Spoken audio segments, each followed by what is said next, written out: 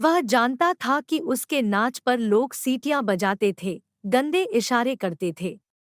वह अपनी अदाओं से महफिल की रौनक बढ़ा देती थी। लोग दिल खोलकर पैसे लुटाते थे उसके नाच पर।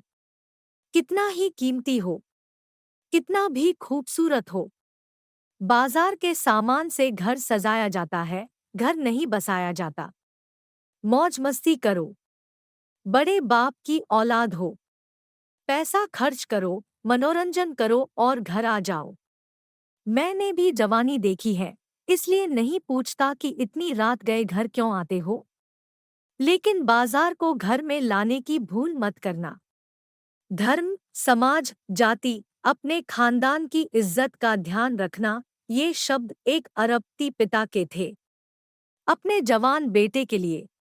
नसीहत थी, चेतावनी थी। लेकिन पिछले एक हफ्ते से वह लगातार बाजार की उस नचनिया का नाच देखते देखते उसका दीवाना हो चुका था। वह जानता था कि उसके नाच पर लोग सीटियां बजाते थे, गंदे इशारे करते थे। वह अपनी अदाओं से महफिल की रौनक बढ़ा देती थी। लोग दिल खोलकर पैसे लुटाते थे उसके नाच पर। उसके हाव भाव में वह कसक थी, वह लचक थी कि लोग हाय हाय करते उसके आसपास मंडराते, नाचते गाते और पैसे फेंकते थे। वह अच्छी तरह से जानता था कि जवानी से भरपूर उस नचनिया का नाचना गाना पेशा था। लोग मौज मस्ती करते और लौट जाते। लौटा वह भी, लेकिन उसके दिलो दिमाग पर उस नचनिया का जादू चढ़ चुका था। वह लौटा, लेकिन अपने मन में उसे साथ लेकर। उफ, बला की खूबसूरती, उसकी गजब की अदाएं, लहराती जुल्फें, मस्ती भरी आंखें, गुलाब जैसे होंठ, वह बलखाती कमर, वह बाली उमर, वह दूधिया गोरापन, वह मचलती कमर। हंसती तो लगता चांद निकल आया हो, वह नशीला, कातिलाना संगमरमर सा तराशा जिस्म, वह चाल, वह ढाल, वह बनावट। खरा सोना भी लगे फीका, मोतियों से दांत, हीरे सी नाक, कमल से कान, वे उभार और गहराइयां, जैसे अंगूठी में नगीने जड़े हों। अगले दिन उसने पूछा, कीमत क्या है तुम्हारी? नचनिया ने कहा, कीमत मेरे नाच की है, जिस्म की है। तुम महंगे खरीदार लगते हो, खरीद सकते हो मेरी रातें, मेरी जवानी। लेकिन प्यार करने लायक तुम्हारे पास दिल नहीं, और मेरे प्यार के लायक तुम नहीं। जिस्म की कीमत है, मेरे मन की नहीं। कहो कितने समय के लिए, कितनी रातों के लिए? जब तक मन न भर जाए, रुपए फेंकते रहो और खरीदते रहो। उसने कहा, अकेले तन का मैं क्या करूंगा? मन बेच सकती हो, चंद रातों के लिए नहीं, हमेशा के लिए। नचनिया जोर से हंसते हुए बोली, दीवाने लगते हो, घर जाओ। नशा उतर जाए तो कल फिर आ जाना महफिल सजने पर। ज्यादा पागलपन ठीक नहीं। समाज को, धर्म के ठेकेदारों को मत उकसाओ कि हमारी रोजीरोटी बंद हो जाए, यह महफिल उजाड़ दी जाए। जाओ यहाँ से मजनू, मैं लैला नहीं नचनिया हूँ। पिता को बेटे के पागलपन का पता लगा तो उन्होंने फिर कहा, बेटे, मेले में सैकड़ों दुकानें हैं, वहाँ एक से बढ़कर एक खूबसूरत परियां हैं। तुम तो एक ही दुकान में उलझ गए। आगे बढ़ो, और भी रंगीनियां हैं, बहारें ही बहारें हैं। बाजार जाओ, जो पसंद आए खरीदो। लेकिन बाजार में लुटना बेवकूफों का काम है। अभी तो तुमने दुनिया देखनी शुरू की है मेरे बेटे। एक दिल होता है हर आदमी के पास, इसे संभाल कर रखो किसी ऊंचे घराने की लड़की के लिए। लेकिन बेटा क्या करे, नाम ही प्रेम था, प्रेम कर बैठा। वह नचनिया की कातिल निगाहों का शिकार हो चुका था। उसकी आंखों की गहराई में प्रेम का दिल डूब चुका था। अगर दिल एक है तो जान भी तो एक ही है, और उसकी जान नचनिया के दिल में कैद हो चुकी थी।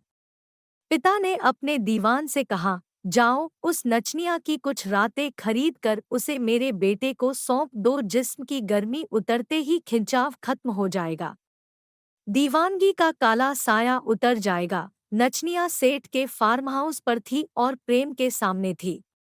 तन पर एक भी कपड़ा नहीं था। प्रेम ने उसे सिर से पैर तक देखा। नचनिया उसके सीने से लगकर बोली, रईसजादे, बुझा लो अपनी प्यास। जब तक मन न भर जाए इस खिलौने से, खेलते रहो। प्रेम के जिस्म की गर्मी उफान न मार सकी।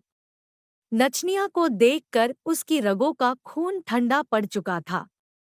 उसने कहा, हे नाचने वाली, तुमने तन को बेपर्दा कर दिया है, अब रूह का भी पर्दा हटा दो। यह जिस्म तो रूह ने ओढ़ा हुआ है, इस जिस्म को हटा दो ताकि उस रूह को देख सकूं। नचनिया बोली, यह पागलपन, यह दीवानगी है।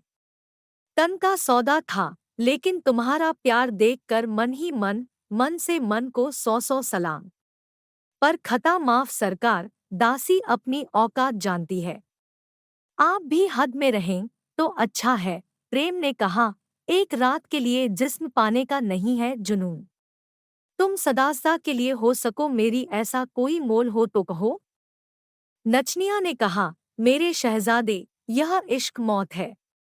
आग का दरिया पार भी कर जाते, जल कर मर जाते या बच भी जाते, पर मेरे माता पिता, जाति के लोग, सबका खाना खराब होगा। तुम्हारी दीवानगी से जीना हराम होगा। प्रेम ने कहा, क्या बाधा है प्रेम में, तुमको पाने में, तुम में खो जाने में। मैं सब कुछ छोड़ने को राजी हूँ, अपनी जाति, अपना धर्म, अपना खानदान और दौलत। तुम हाँ तो कहो।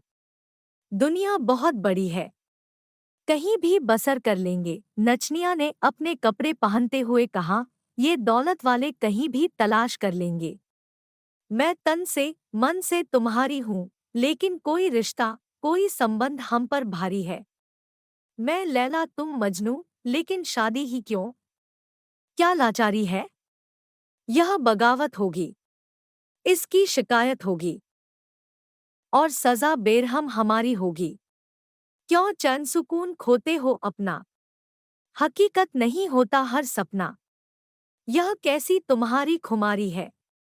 भूल जाओ तुम्हें कसम हमारी है। अरबती पिता को पता चला तो उन्होंने एकांत में नचनिया को बुलवा कर कहा, वह नादान है, नासमझ है, पर तुम तो बाजारू हो, उसे धिक्कारो, समझाओ। न माने तो बेवफाई बेहयाई दिखाओ। कीमत बोलो और अपना बाजार किसी अनजान शहर में लगाओ। अभी दाम दे रहा हूँ, मान जाओ। दौलत और ताकत से उलझने की कोशिश करोगी तो न तुम्हारा बाजार सजेगा, न तुम्हारा घर बचेगा। क्या तुम्हें अपने माता पिता, भाई बहन और अपने समुदाय के लोगों की जिंदगी प्यारी नहीं?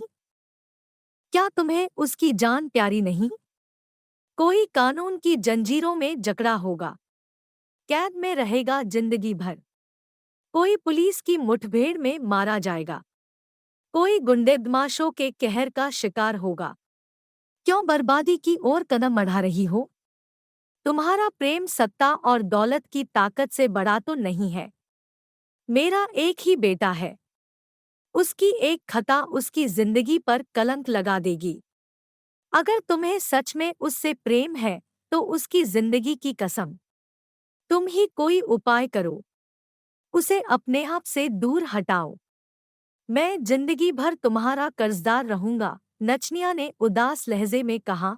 एकांत में यौवन से भरे जिस्म को जिसके कदमों में डाला, उसने न पिया शबाब का प्याला। उसे तन नहीं मन चाहिए, उसे बाजार नहीं घर चाहिए, उसे हसीन जिस्म के अंदर छिपा मन का मंदिर चाहिए। उपाय आप करें, मैं खुद रोगी हूँ, मैं आपके साथ हूँ प्रेम को संवारने के लिए। यह कहकर नचनिया वहां से चली गई।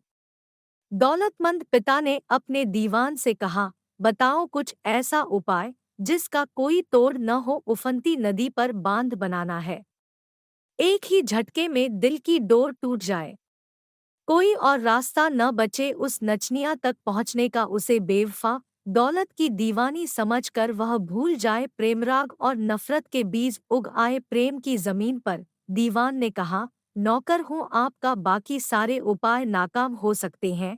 प्रेम की धार बहुत कंटीली होती है।